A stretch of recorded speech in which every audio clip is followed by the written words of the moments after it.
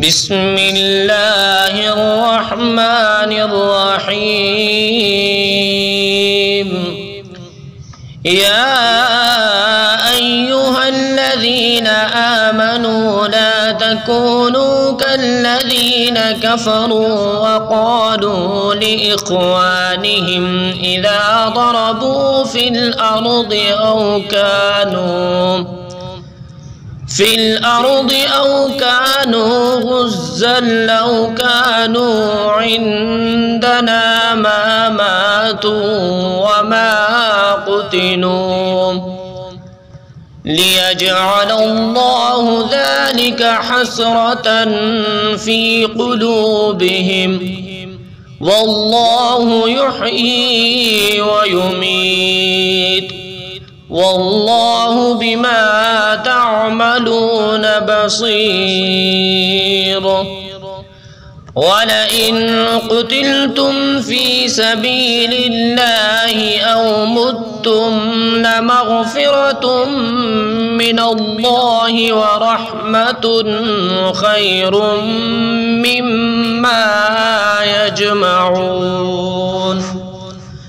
ولئن متم أو قتلتم لإلى الله تحشرون فبما رحمة من الله لنت لهم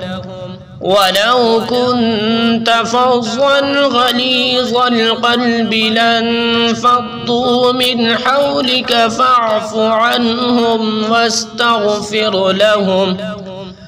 فاعف عنهم واستغفر لهم وشاورهم في الأمر فإذا عزمت فتوكل على الله إن الله يحب المتوكلين إن ينصركم الله فلا غالب لكم وإن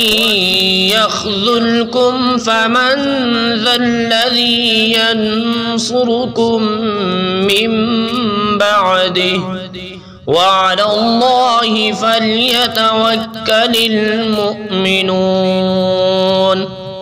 وما كان لنبي أن يغل ومن يغل يأت بما غل يوم القيامة ثم توفى كل نفس ما كسبت وهم لا يظلمون أفمن اتبع رضوان الله كمن باء بسخط من الله ومأواه جهنم وبئس المصير هم درجات عند الله والله بصير بما يعملون لقد من الله على المؤمنين إذ بعث فيهم رسولا من أنفسهم يتلو عليهم آياته ويزكيهم ويعلمهم الكتاب والحكمة وإن كانوا من قبل لفي ضلال مبين أولما أصابتكم مصيبة قد أصبتم مثليها قلتم أنى هذا قل هو من عند أنفسكم إن الله على كل شيء قدير وما أصابكم يوم التقى الجمعان فبإذن الله وليعلم المؤمنين وليعلم الذين نافقوا وقيل لهم تعالوا قاتلوا في سبيل الله أو ادفعوا قالوا لو نعلم قتالا لاتبعناكم هم للكفر يومئذ أقرب منهم للإيمان يقولون بأفواههم ما ليس في قلوبهم والله أعلم بما يكتمون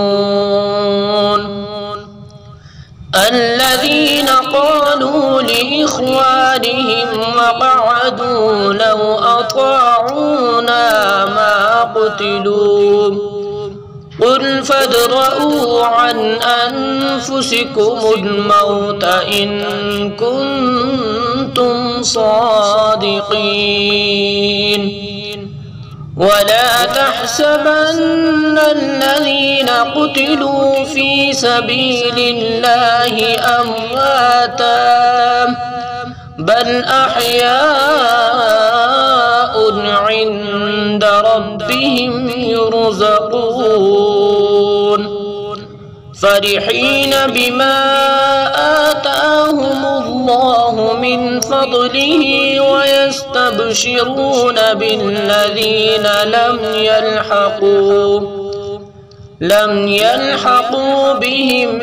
من خلفهم ألا خوف عليهم ولا هم يحزنون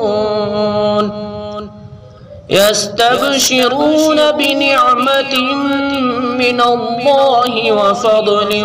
وأن الله لا يضيع أجر المؤمنين